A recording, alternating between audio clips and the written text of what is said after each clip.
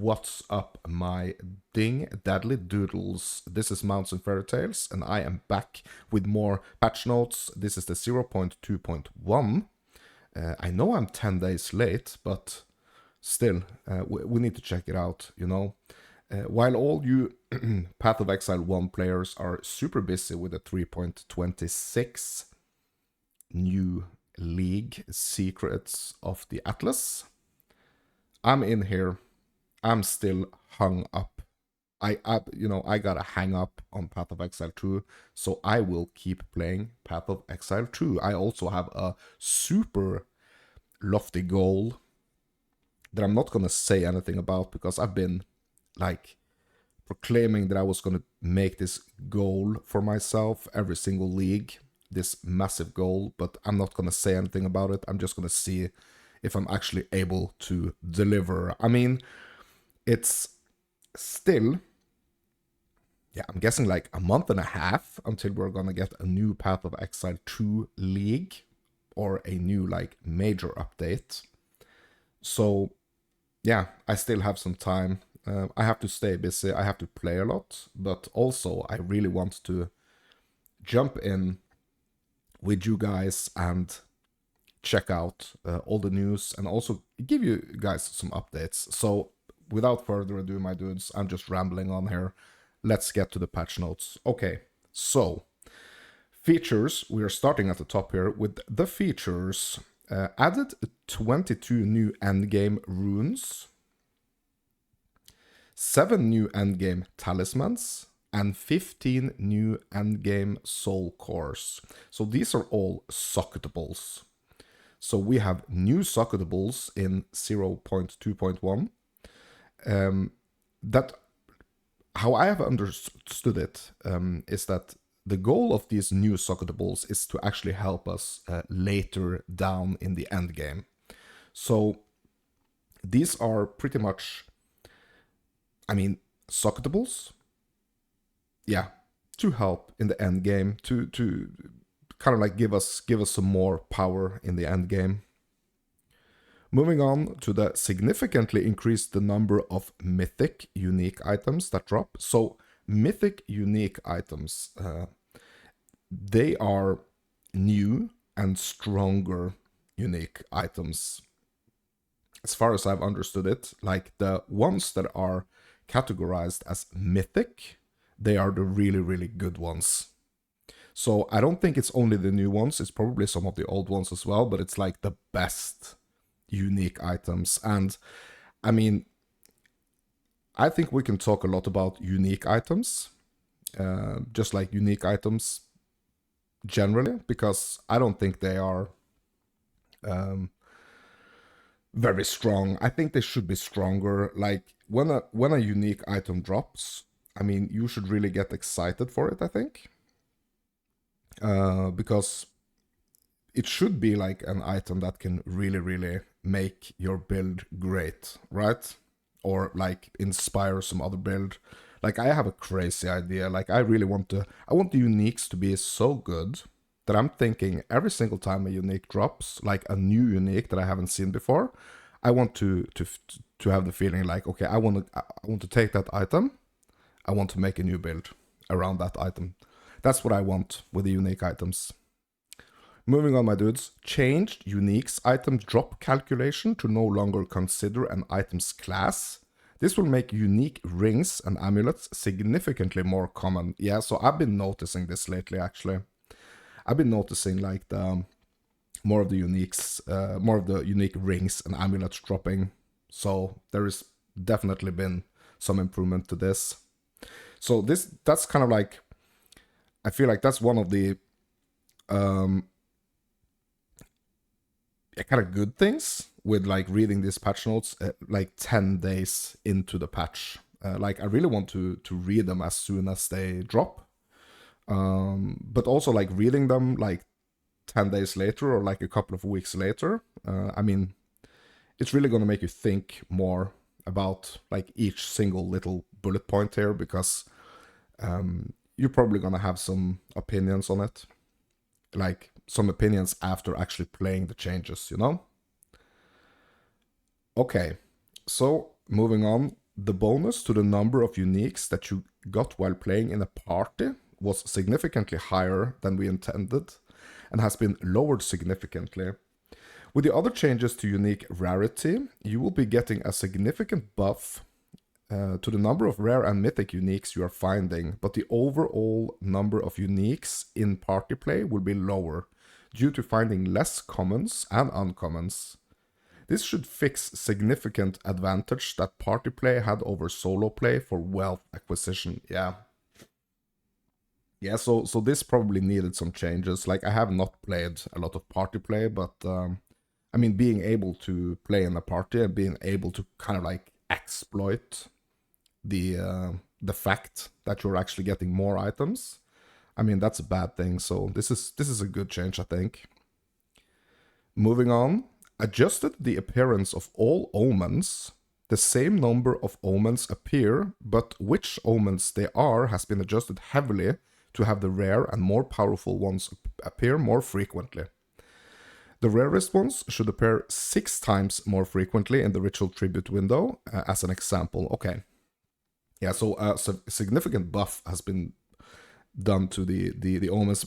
I mean, I've been pretty much getting like the same couple of omens. I think it's like the coronation one, and there is this other one I can't remember. That's like the ones that I've been definitely getting like the most of. Like, I've been getting pretty much only 2 types actually. So I think maybe there is still some tweaking that needs to be done with the omens. Okay, moving on. Added a refund all passives option in the passive skill tree. This will only appear if you're able to afford refunding every allocated point. Okay, so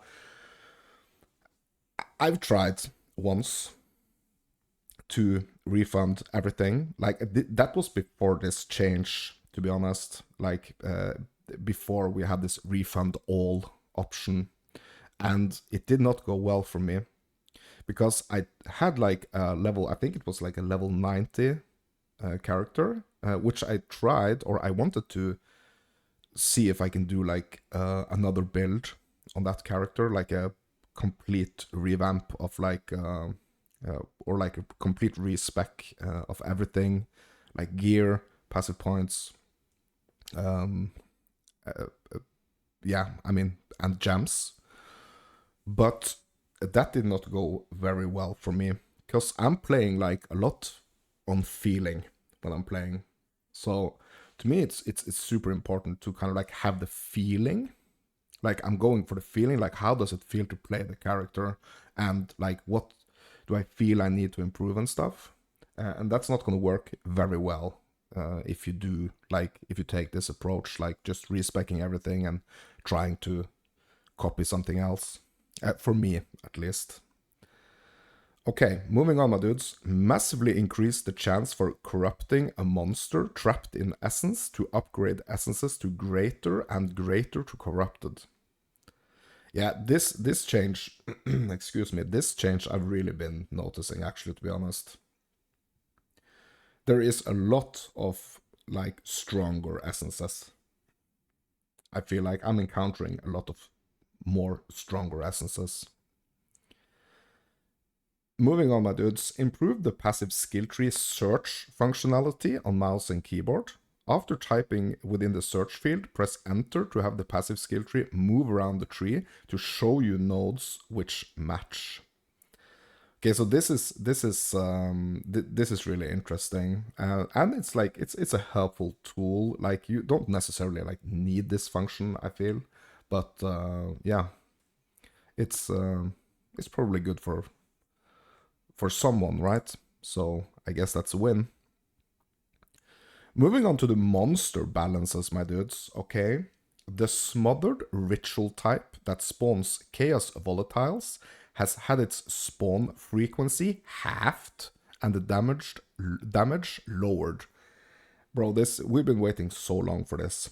So like, I don't know if I'm gonna go like very deep into this, but like, this was an issue. Like, this was a serious issue. I mean, sometimes the last couple of days I've actually encountered some situations where this can still be quite dangerous. So if you are trapped, or I mean, not trapped, but if you are swarmed by a bunch of monsters, like you're playing really aggressive and you are getting swarmed, right? And you also have these chaos volatiles chasing you. I mean, you can be dead in like a split second. Like you can really like be erased in just like a split second, my dudes. So it's still quite dangerous in certain situations, but it's like it's much better, to be honest. Yeah, and also this next point is actually connected to this first point here. Fixed an issues where volatile plants were dealing a little over double their intended damage. Yeah. Empowering volatile plants mod on rare monsters has had its damage reduced. Yeah. Volatile plants and empowering volatile plants now spawn 2 volatiles at once instead of 3. Volatile plants and empowering volatile plants now disappear when the rare monster that spawned them dies. This is a good change. I don't know if it's enough. Like it's still like a really feels like a really bad mechanic in my opinion. Like so I don't know if this is enough. Like it's still like yeah, I don't know. I don't know if I it's kind of hard for me to say like yeah, you should remove it like just in general just like remove it, or if it should have like even the damage like reduced even a little more maybe. I'm not sure, to be honest, but I mean, it's still quite dangerous. Forsaken Miner's death animation no longer leaves a primed grenade on their corpse. Okay, so I'm not sure about this one. So it is how I understand it. It's a monster that used to have a primed grenade on their corpse on their death. So it's like an on death effect. That's removed. Next, rat tornadoes from the infested ritual type have had their damage and move speed reduced slightly. Okay, this is not something I've been paying a lot of attention to. Draven, the Eternal Praetor's melee damage has been reduced slightly. His projectile cleave has also been reduced. Okay. Improved the visual effects of Chaos Volatiles. Well, that's good. Because it used to be, like before this change, it used to be like they were just like popping up out of nowhere. And like you wouldn't even notice them until it was like too late. So this is a good change. The Lightning Storm's Strongbox modifier now causes fewer lightning bolts, and its lightning bolts have improved visual effects. Okay. Well, I think this is just like a visual clarity thing, right? I mean, obviously it's also kind of like a damage thing, like lesser lightning bolts, lesser damage, I guess. But the improved visual effects is a nice change. Okay, last point here in the monster balance, my dudes. Lowered the damage of the Unearthed Runecaster from Expedition. Unearthed Runecaster's projectile now correctly deals both fire and cold damage. Okay. So it wasn't functioning properly, I guess, but now it is. Okay, my dudes, moving on to the end game. All right. So this is where I'm at pretty much a lot of the time right now. I'm playing at the moment 2 different characters. So I am playing my Huntress, my Vampiric Blood Huntress. And I'm also playing my Witch Hunter, Mercenary Witch Hunter. And yeah, the end game feels better. I'm just gonna say before we start before we start reading these changes to the end game, I just want to say like the end game feels better. Just like in general, end game feels better now, I think. Okay, let's dive into it. Drastically increased the variety of endgame maps. Previously, some maps, like Hidden Grotto, spawned way more frequently than others. Now, each map type should spawn approximately as frequently as any other. Okay, so I had a situation yesterday concerning this particular issue. So I ran 3 Oasis maps in a row. They were in a row. I mean, they were in a row. Like, I wanted to get to a tower because I wanted to set up the tower, and I encountered 3 Oasis maps in a row to get to that tower in a row. Okay, so there might still be some tweaking needed here. Okay, so next point. Lessened the restrictions on which packs of monsters could appear in different Atlas biomes. This will result in a significant increase to the variety of monsters appearing in endgame maps. The few monster pack types that were available in all biomes were appearing significantly more frequently than they should have, making endgame combat much less interesting than it should have been. Okay. Yeah, so one of the things that they are really trying to do, excuse me, one of the things that they are really trying to do with the end game, it seems like, is variety in the maps. So even though yesterday I was running like 3 Oasis maps in a row, the layout was different and the monsters were different. So I mean, that's good, but at the same time, it's like if it's let's say if it's like like a map that you actually find annoying, or a map that you don't like running, that's gonna feel bad having to run like 3 of those in a row. But the variation and the like automatically generated content, I should say, in the map. I mean, like the difference, like even though you run like 3 Oasis maps in a row, it's still gonna feel a little bit different. That's still good, I think, in my opinion. Okay. Next one here, my dudes. The distance that you can see features in the Atlas Fog of War is now based on the distance to the nearest reveal map, making this much more consistent. This means you no longer have to frequently check an unknown distance in the fog when searching for citadels. This did make citadels slightly harder to find, so we increased the spawn rate of them also. Okay. Yeah, so kind of like the visual clarity point of the Atlas is has been like a huge topic.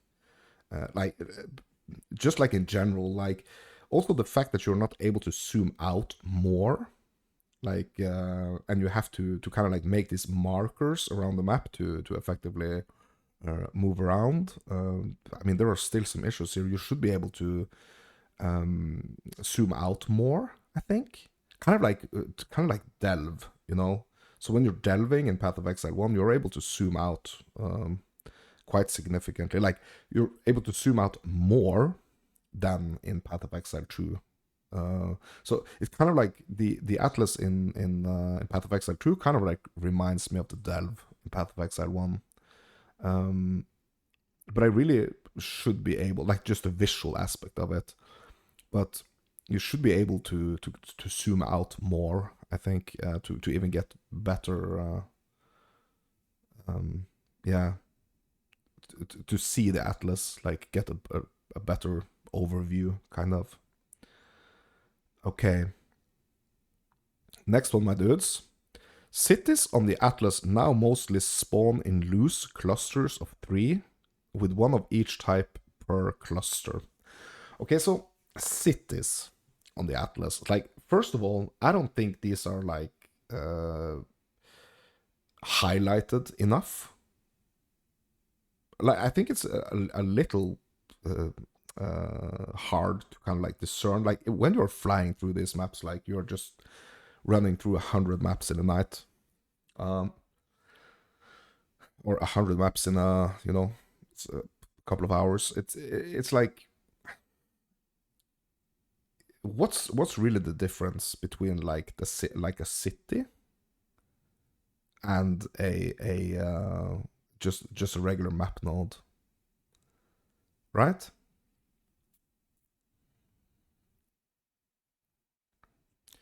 Okay, so moving on here. Endgame Waystone modifiers that applied curses to the area now instead periodically cast the respective curse on ground target areas, the same as the player casted skills. Okay.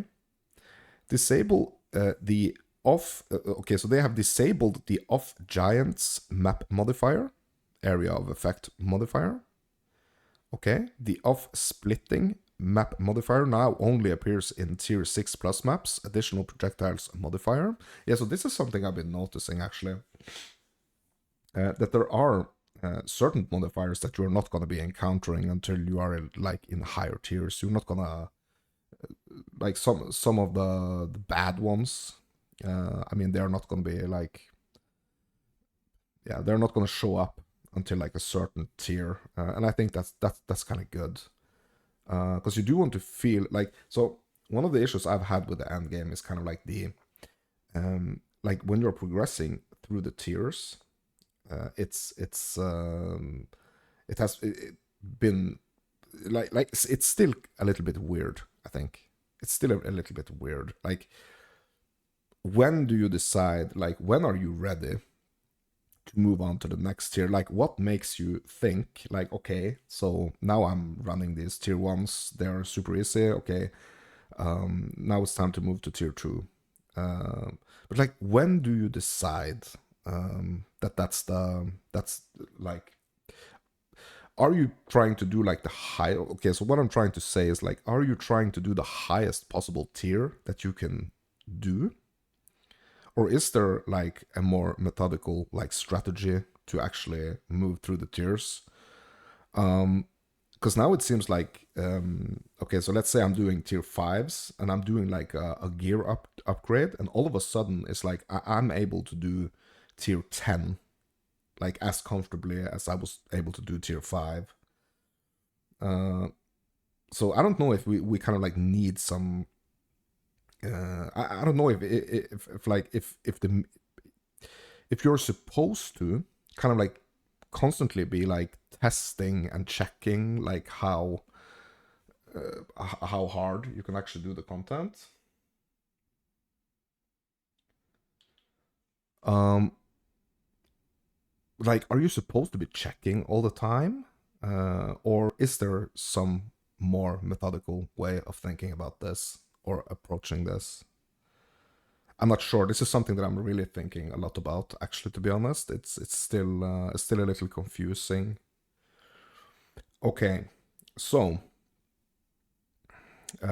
also the off penetration map modifier no longer has tiers and has a value of 10 to 15%, reduced from 15 to 25. Okay. Rogue exiles in endgame areas have a much higher chance to spawn with unique items. Okay, so that's a good one. That's a really good one. I still feel kind of like, in at least in my opinion, like the rogue exiles could have like even better loot drops, to be honest. To get like really excited. Like, the thing I'm getting excited for now when approaching like a rogue exile is that it's potentially gonna bring like a little extra challenge, like fighting it. It's gonna be a little harder than say like a rare or something. Sometimes it's not. It's like yeah, it's just some glorified rare. So I think like making the rogue exiles even more like cooler and more special and have better loot drops, that would be great. Moving on, my dudes, the ritual modifier that spawned chaos pustules now spawns them at a much lower frequency and have been increased in size slightly, so they are more visible. This does not affect their damaging area of effect. Okay. The Viridian Wildwood unique map now contains more enemies and more rewarding encounters. Yeah, that's a good one. That's a good one. Like, more monsters, more loot, please. Thank you. Added visual indicators to Omen Omen altars inside the Viridian Wildwood unique map. These visuals can also be seen behind the darkness. This is a good one as well. Helping navigate and helping the navigation is in maps is super nice. So all the changes they did to the mechanics. It's like if you encounter a mechanic, you decide to just like keep running in the map. Don't do the mechanic, but you still know where it is. Like, so if you want to go back later, it's you're gonna be able to see it like from further away, let's say, and that's a good thing. Adjusted the free. The twisted domain now drops significantly more catalysts on average. Okay, so I've not been doing a lot of twisted domains. Like I have not been getting to that content yet. Really looking forward to it.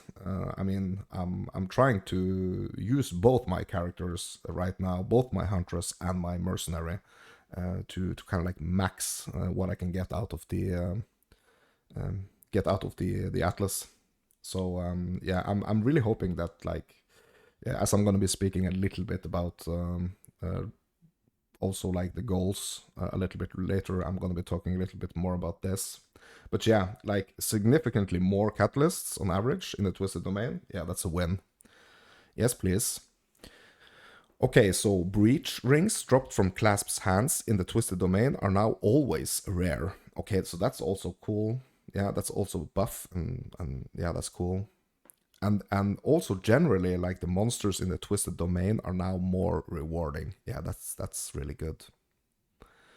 Also lower the number of It That Watches monsters in the twisted domains. Okay, so that's also a little kind of like a little nerf, making it more fun, I guess. Okay. Increased rare and magic pack chance in the twisted domains. Yeah, that's also cool. So magics and rares, I mean, that's better loot and better experience, better everything, right? A little harder to fight sometimes, but yeah, in general, a good thing. The base radius of explosives in logbooks have been increased by 25%. Regular map encounters are unchanged. Okay, nice. This is also nice. Doing the logbooks, like being able to move further with the explosives, that's a good thing. Additional logbook content such as hidden caves are now guaranteed at all levels. Bro, this is really cool. Like, I really want to get into like more of these like of the twisted domains, like the mechanic special content, you know. Yeah, I'm really excited to dive deeper into this. I mean, I have not like been diving really deep into this because I've been focusing on getting multiple characters up into the maps and the higher tiers. So yeah, I mean, I've been doing some farming as well of the materials that you need for these endgame activities, but I've not been like I've been doing a lot of farming, not a lot of the content itself. So yeah, this is gonna be really interesting to dive deeper into. Okay, so moving on here. Additional logbook. Yeah, okay, that's the one I just read. I'm sorry, my dudes. Okay, the Frigid Bluffs Expedition logbook area now spawns unique monsters encased in ice. These monsters can be broken out with explosives. Yeah, so I've seen this. Like, still, I feel like I need to do a lot more logbooks to kind of like really wrap my head around this this mechanic right here. So yeah, need to do more logbooks. The frequency of special remnants in each expedition logbooks area have been more than doubled. Okay, that's good. Buffs. The amount of remnants in expedition logbooks has been slightly increased. Yeah, nice. Special destructibles in expedition logbooks areas, such as the crates of gold in Barren Atoll, now spawn more frequently. Yeah, so that's the thing about the these like end game mechanics, but like especially the logbooks. I think right now it's like I've been thinking, like, I've been running a couple of these logbooks, and I've been thinking like, okay, so where should I actually place my markers? What should I try to unearth? And it's like I feel like I need to do a lot of these logbooks to actually it kind of like make some better decisions where I place my markers, to be honest. Because right now it's kind of like trial and error, but the more I do of them, I'm guessing like the more I'm gonna kind of like learn, deeper I'm gonna dig into the mechanic. Added a new type of expedition remnant that can appear in Lush Isle expedition logbook areas. Okay. The minimap icon for expedition remnants that are specific to each type of logbook now have their own unique icon. Okay. Various points of interest in expedition logbooks now have their own minimap icon. Yes. Nice.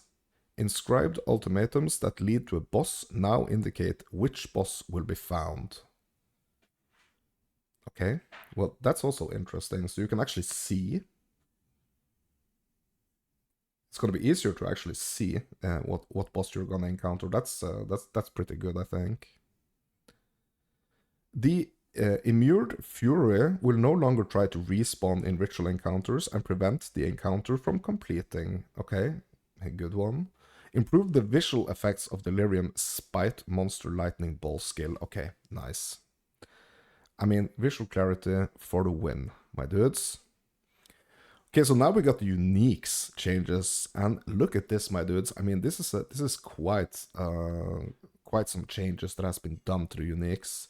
So initially they have added 9 new unique items. Most of these are aimed to providing end game chase uniques for a variety of builds. Also, they've increased the overall power of several existing endgame unique items. Headhunter now steals enemy modifiers for 60 seconds, previously 20 seconds. This change automatically affects existing items. Okay. So this is pretty cool because I really wanted to talk about this support gem that's called Behead, which is kind of like a miniature headhunter, or like a mini headhunter. I mean, it doesn't have like the attribute buffs that the headhunter has. So it's pretty much only gonna be the stealing of the enemy modifiers, and it's only one of the modifiers it's gonna steal, one of the rare modifiers, as the headhunter, like compared to the headhunter, which is actually gonna steal all the enemy modifiers, I guess. But the Behead, that's a really cool support skill to check out if you haven't already checked it out. Okay, moving on to the Hammer of Faith unique two-handed mace. It now has 250 to 300 increased physical damage. It was previously 200 to 250.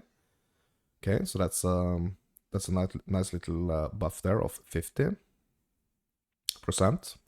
Existing items can be updated with a Divine Orb. It now also grants random shrine buffs for 20 seconds, previously 10 seconds. This change affects existing items automatically. Okay. That's the Hammer of Fate unique. I have not been running the Hammer of Fate unique a lot, so yeah, we're just gonna have to take their words in the patch notes that this has been getting some buffs. Okay, so the Guiding Palm unique scepters have received significant updates. None of these changes affect existing versions of these items other than the flat damage changes, which can be updated using a Divine Orb. The fire variant of Guiding Palm is now called Guiding Palm of the Heart. It now grants allies in your presence 15 to 23 to 28 to 35 added fire damage to attacks. Previously 4 to 6 and 7 to 10, so that's a pretty huge buff. It now grants 20 to 30... excuse me. Gonna grab a sip of water here. Okay, let's try again. It now grants 20 to 30 strength instead of 7 to 13 to all attributes. And also it now grants you 25% of damage as extra fire damage, and a permanent guided meteoric shrine buff that causes meteors to rain down around you when in range of enemies. What? Okay, this is interesting. What is this? Guiding palm unique. Okay, so it's a scepter. All right. Bro, this is a really interesting scepter. Like I want to so I made like one of the first characters I ever made in Path of Exile 2 early access. It was a like I wanted to make a fire sorceress, like a sorceress that's like strictly focusing on fire damage, and yeah, this is an interesting scepter maybe for that build. Yeah, I think I need to try to like remake like at least a version of that character again. Yeah, okay, never mind. Cold variant of Guiding Palm is now called Guiding Palm of the Eye. It now grants allies in your presence 15 to 23 to 28 to 35 added cold damage to attacks, previously 3 to 5 to 6 to 8.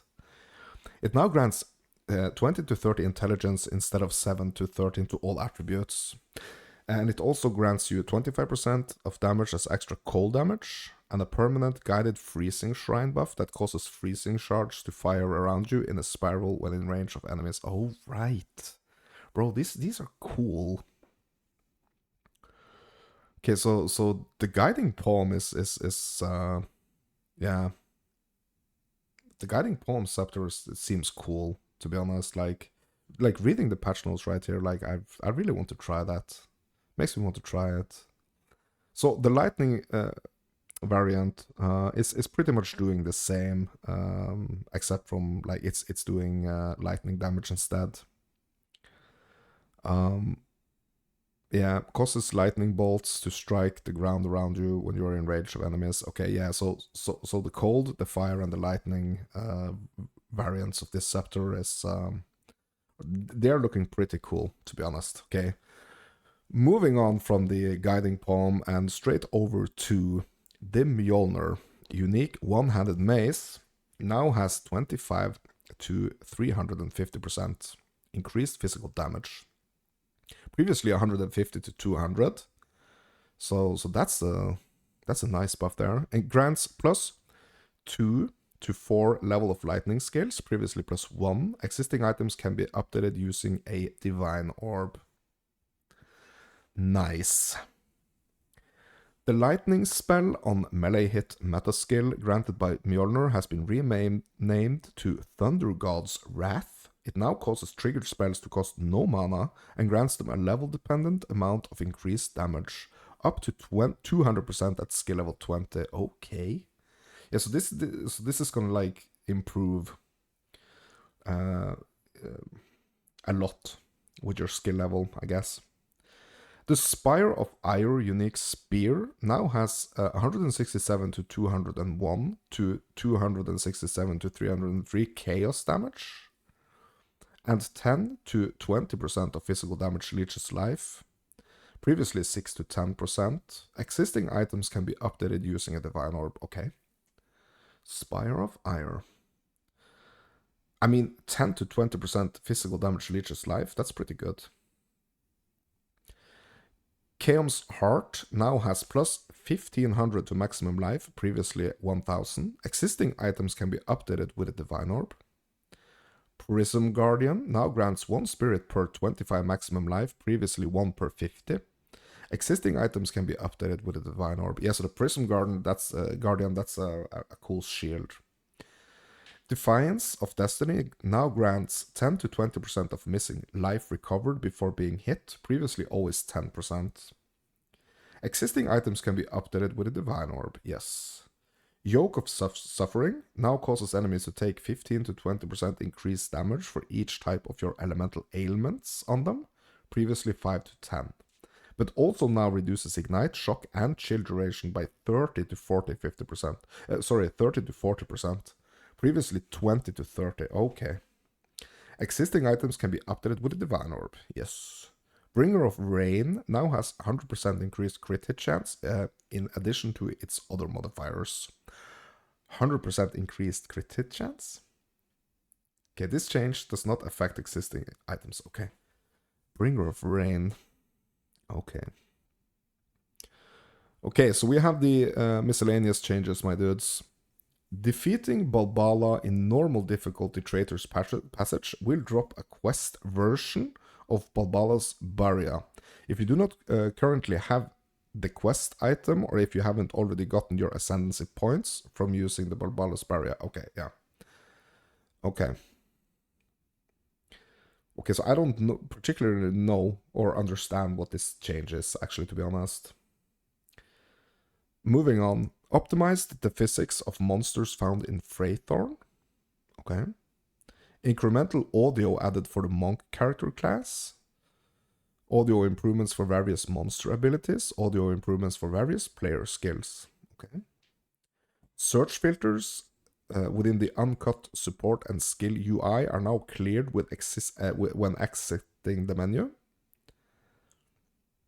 The affliction in Trial of Sekomas that caused you to have no energy shield now instead applies 50% less energy shield, so that it isn't immediately dead on arrival when you are Chaos Inoculation. Yeah. Yeah, that's a that's a good change. Increase the trigger radius of clasped hands inside breach encounters. That's also a good one. Firestorm can now consume ignites from corpses in front of you, in addition to living enemies. Okay. Quest rewards can now be quick moved on gamepad. Okay. Updated accept to trade on R1. Okay, so this is gamepad changes. Updated accept trade to R1 on gamepad for disenchant window and player-to-player trade on gamepad to be more consistent with the rest of the game. Okay. Shrines are now much more reliably interacted with when using gamepad. Nice. Added a new gem tag, Barrageable, to indicate skills that can be made to repeat, to clarify which skills barrage and similar effects can and cannot affect what. Hold on. A new gem tab called Barrageable? Okay, I need to check that one out. I have not seen that. Okay. Added support for a new type of microtransactions, character skin. Okay. Yeah, well, I'm still waiting for all my microtransactions or like my cosmetics from PoE 1 to port over to PoE 2. Please fix that as soon as possible. Added support for a new type of, improved the audio of the unique item Wake of Destruction. Improved Laklan of Endless Layman's AI when fought in a party. Improved Rattle Cage, the Earthbreaker's AI when fought in a party. Changed the classification of some chests so their labels are always shown. Added an option in the game tab to always prioritize interacting over using skills. Okay. This option is on by default. Alright. Added pop-up text tips for options, exit, and patch notes buttons on gamepad. Purchasing an equipable microtransaction. Purchasing an equipable microtransaction from the in-game store now displays an option to equip it to your current character immediately. Okay. Socketable stash tab has been updated with spaces for the newly added socketables in this patch. Yes. So the socketable stash tab has, I don't know, like tripled in size of what it can hold. I think maybe even more. Okay, so we have the bug fixes, my dudes, and then we are gonna wrap it up for this patch notes right here. Okay, so we are moving on. I mean, we are 45 minutes in, so let's just blast through these bug fixes. Fixed many significant cases of players or monsters getting out of sync, especially in party play. Fixed 4 instance crashes. Fixed 3 clients crashes. Fixed a bug where Delvin would have no viable targets for Asmarian Wisps to chase. Okay, so I have not encountered that one. Fixed a bug where ice shards could use incorrect values for determining critical hits, potentially resulting in long periods of the same outcome. Fixed a bug where blink couldn't be used to dismount a row mount. Fixed an issue where the hungering stalker monsters could fail to engage the player. Bro, are you sure it wasn't blinded? Fixed an issue... Sorry, fixed a bug where the tracking scroll of treasures microtransaction was not working correctly. Fixed tactician's cannons ready. Notable could not cause totems to use skills when you fired attack projectiles from some skills that fired projectiles upwards, such as hailstorm rounds and siege cascade. Fixed the desync that could occur when disabling your crossbow. Fixed the bug where omens in Titan inventory expansion did not work. Fixed the bug where melee attacks and blood hunt did not correctly clear the culmination combo counter after use. That's a good one. Fixed the bug where some arrows could be invisible when fired. Fixed the bug where the Hex Blast curse indicator did not match when triggered by low duration curses. Stacks of blocks from Ancestral Aid support are no longer consumed if supported skills are cancelled early. Fixed an issue preventing the rare monster in the Haunted Treasure Landmark room from dropping any items or granting any experience on death. Well, that's a good fix. Fixed a bug that allowed players to warp back to an empty arena with Temporal Rift at the start of the Trials Masters fight. What? Fixed Comet being desync for other clients when manually performed. Fixed the bug where specters could not get stuck in their wisp form. Bro, I want to do some specters. I mean, not with this bug, obviously, but yeah. I mean, now it's fixed.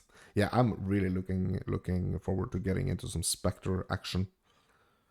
Fixed an interaction that could cause charge infusion to grant the wrong amount of stats when weapon swapping. Fixed a bug that could cause valid support gems to be grayed out when crafting support gems. Fixed chance to not consume crossbow ammo, causing desyncs for other party members. Fixed a bug in Utsal that could cause the entranceway to the fight against the Viper to not appear. I mean, maybe that's best, because that fight is horrible. I mean, it's hard, I think. Fixed an issue where one affliction, one pact, 2 minor boons, and 1 major boon were all appearing 50 to 100 times more commonly than intended. What? This often resulted in the first 2 minor boons, first major boon of every Sanctum run to be these. These ones were also some of the least interesting and least powerful. So overall, you could not be getting more powerful boons as your first ones. Yeah, so that's a good change. Fixed a bug that could cause attack speed to be much slower than intended while dual wielding. Fixed a bug that caused monsters with inherent energy shield to have less energy shield than intended when summoned as specters or tamed beasts. Fixed a bug that could cause Halani, the water goddess, to repeat her dialogue. Fixed a bug that could cause expedition logbooks areas to fail to generate. Fixed a bug that allowed scepters dropping by rogue exiles to have invalid runes socketed into them. Fixed a bug on gamepad where you could not enable more than 1 tamed beast companion of a different monster type. Fixed a bug where hideout map devices stat interfaces could not be collapsed. Fixed cosmetics menu info pop-ups for gamepad. Fixed a bug where player 2 could be unable to enter a character name when creating a new character on gamepad. Fixed a bug where presence radius would not be displayed when playing on gamepad. Fixed a bug on gamepad where the Gemling Legionnaires gem studded notable didn't work on gamepad. Okay, so a bunch of stuff on gamepad.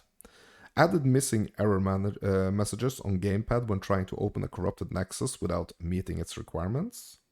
Fixed the Atlas not removing visual corruption after cleansing it. A corrupted nexus map until after you changed areas. And fixed a bug where some microtransactions combinations could cause weapons to have black squares around them. Okay, my dudes. So we are through the patch notes 0 to 0.2.1. All right. So that was a quite a big list of updates here. Um, I mean, a lot of good ones. Like the highlight ones for me is like the new sockables. Even though I haven't super engaged in them a lot, but I think that's a big one. I think that's gonna be like a huge help in the end game, especially for players like me who like to make their own builds and yeah, not like rely on what other people are doing, but just like try to feel it out and make their own builds work, like playing how you want to play it, right?